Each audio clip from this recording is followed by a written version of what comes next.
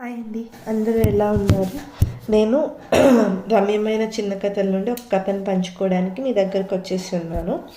ముందుగా చిన్న ప్రార్థన. యేసయ్య, మీకు అనేక వందనములు. ఈ సమయం వరకు కాచి కాపాడిన దేవా, మీకే స్తుతి స్తోత్రములు చెల్లించుకుంటున్నాను. మేము ఒక చిన్న కథను ధ్యానించుకుంటుండగా మీరే మాకు సహాయం చేయండి, మీ కృప చూపించండి. మా ఈ సమయం అంతటిని మీ చేతికి అప్పగిస్తున్నాం. నన్ను మరుగుపరచండి. మీరే ఇందులోని సువార్తని మా హృదయాలకు అర్థం చేయండి. థ్యాంక్ యూ యేసయ్య. ఆమేన్. ఈరోజు మనం వినబోతున్న కథ ఆ పిమ్మట. ఏ పిమ్మట? అసలు ఎవరు ఆలోచిస్తున్నారు ఇలాగా? మనం కథలో చూసేద్దాం. అయితే ఎన్నో లక్షల రూపాయలు లంచంగా ఇచ్చిన తర్వాత అతనికి మెడికల్ కాలేజ్లో సీట్ దొరికింది. ఎవరికి? ఒక వ్యక్తి ఉన్నాడు, చాలా కోటీశ్వరుడు అనమాట. చాలా లక్షల రూపాయలు లంచంగా ఇచ్చి మెడికల్ సీట్ కొనేశాడు. సీట్ వచ్చేసింది, ఎందుకంటే అతని దగ్గర పైసలు ఉన్నాయి. డబ్బులతో ఈజీగా కొనేసుకున్నాడు కాలేజ్లో సీట్. అయితే డంబంగా తన హాస్టల్లో కూర్చుండిన అతడు తనలో తాను ఇట్లా మాట్లాడుకుంటున్నాడు అనమాట. ఇంకా 5 సంవత్సరాల్లో నాకు చదువు పూర్తయిన తర్వాత నేను ఇదే రోజుకి డాక్టర్ అయిపోతాను, అంతా సెటిల్ అయిపోతుంది, నేను మంచి డాక్టర్ అయిపోతానని అనుకుంటున్నాడు గర్వంగా మనసులో. ఆ పిమ్మట అని అతని అంతరంగం అతన్ని అడిగింది. అతని అంతరంగంలో ఒక క్వశ్చన్ రైజ్ అయిందనమాట. ఆ పిమ్మట అంటే ఆ తర్వాత నేను ఏం చేస్తాను అని. ఆ పిమ్మట నేను ఒక ఆసుపత్రి ప్రారంభించి విస్తారంగా సంపాదిస్తాను. ఆ పిమ్మట నాకు బంగ్లా, కార్, సమస్తం లభిస్తాయి. ఆ పిమ్మట వివాహం చేసుకుంటాను. నా బిడ్డలను మంచి చదువులు చదివిస్తాను.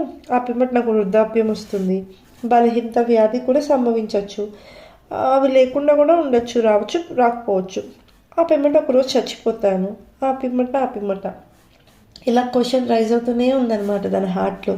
ఆ తర్వాత ఏం చేస్తావు, ఆ తర్వాత అని ఇట్లా అన్నీ సమాధానం చెప్పుకున్నాడు. చనిపోయిన తర్వాత ఏమవుతుంది? ఎవరన్నా ఆన్సర్ చేయగలరా? నువ్వు చనిపోయిన తర్వాత ఏమవుతుంది నీకు అంటే కదా. అతనికి కూడా అదే క్వశ్చన్ రైస్ అయింది. ఆలోచిస్తున్నాడు, ఏమవుతుంది నాకు తర్వాత ఏమవుతుంది అని. నేను చనిపోయిన ఎడల నిత్యత్వం ఎక్కడ గడిపెదవు? నేడు చనిపోయిన ఎడల నీవు నిత్యత్వంను ఎక్కడ గడిపెదవు అనే మెల్లని స్వరము అతని హృదయాంతరంగంలో వినబడింది. అతని శరీరం అంతా వణికిందనమాట, చెమటలు పట్టేశాయి. తన గదిని విడిచి చాలా దూరం పరిగెత్తాడు. అస్థిరమైన ఈ లోకంలో నిత్య జీవం నుంచి ఒకే దైవమైన క్రీస్తుని అతడు కనుగొన్నాడు. అతను ప్రశ్న ఉంది, వెతికాడు, సమాధానం దొరికింది. మోషేను గూర్చి బైబిల్ ఇలాగ చెప్తుంది. మోషే పెద్దవాడైనప్పుడు విశ్వాసంను బట్టి ఐగుప్తు ధనం కంటే క్రీస్తు విషయమైన నిన్న గొప్ప భాగ్యమని ఎంచుకొని ఫరో కుమార్తె యొక్క కుమారుడిని అనిపించుకుంటూ ఒప్పుకొనలేదు. మనమైతే హెబ్రీయులకు రాసిన పత్రిక 11వ అధ్యాయం 24 నుంచి 26 వచనంలో మనం చూస్తాం. నేడు నీవు దేన్ని భాగ్యంగా ఎంచుకుంటున్నావు? ఏది నీకు ఇంపార్టెంట్ అయిపోయింది? ఇదిగో ఇప్పుడే మిక్కిలి అనుకూలమైన సమయం, ఇదిగో ఇదే రక్షణ దినం అని మనకి 2వ కొరింథీయులకు రాసిన పత్రిక 6వ అధ్యాయం 2వ వచనంలో చెప్తున్నారు కదా. కాబట్టి మనకి అసలు ఆ ప్రశ్న ఉందా, మనం ఏమవబోతున్నాం చనిపోయిన తర్వాత అని? మనకి మన ఇక్కడ సమయం అయిపోయిన తర్వాత మనం ఎక్కడికి వెళ్ళబోతున్నామని ఆలోచన మనకి ఉందా? ఉంటే దేన్ని మనం భాగ్యంగా ఎంచుకుంటున్నాం? ఈ భూమిలో జీవించే విధానాన్ని, ఇక్కడున్న వస్తువుల్ని, ఇక్కడున్న ధనాన్ని, సంపదని, మన చుట్టూ ఉన్న అవకాశాలని, గోడల్ని, ఇల్లుల్ని, బంగ్లాల్ని, వీటిని మనం ధనంగా ఎంచుకుంటున్నామా? వీటన్నిటిని పెంటగా ఎంచుకుని దేవుణ్ణి ధనంగా ఎంచుకుంటున్నామా? దేవుని వైపుగా పరిగెడుతున్నామా అనేది మనం ఆలోచన చేయాలి. ఇప్పుడే ఇదే అనుకున్న సమయం, ఇదే సరైన నిర్ణయం తీసుకునే సమయం. ఇప్పుడే సమయం తీసుకోవాలి. ఇప్పుడే రక్షణలోనికి రావాలి.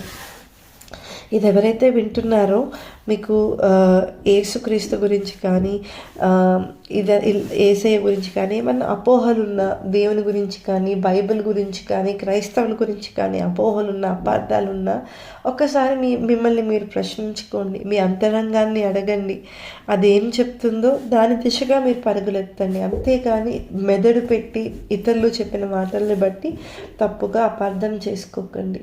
ఇప్పుడే అనుకూల సమయం. ఇప్పుడే మీరు ఆలోచించడానికి మీ ముందున్న సమయం. ఈ సమయం పోతే మీరు ఇంకా ఎలాంటి పరిస్థితుల్లోనికి వెళ్ళిపోతారు? మనమంతా ఎలాంటి పరిస్థితుల్లోనికి వెళ్ళిపోతామో ఆలోచించుకోవాలి. యేసయ్యా మీకు అనేక వందనములు. ఈ చిన్ని కథ ద్వారా మీరు మాకు నేర్పించిన సువార్తకై మీకు అనేక వందనములు. ఈ సమయం అంతటిని మీ చేతికి అప్పగిస్తున్నాము.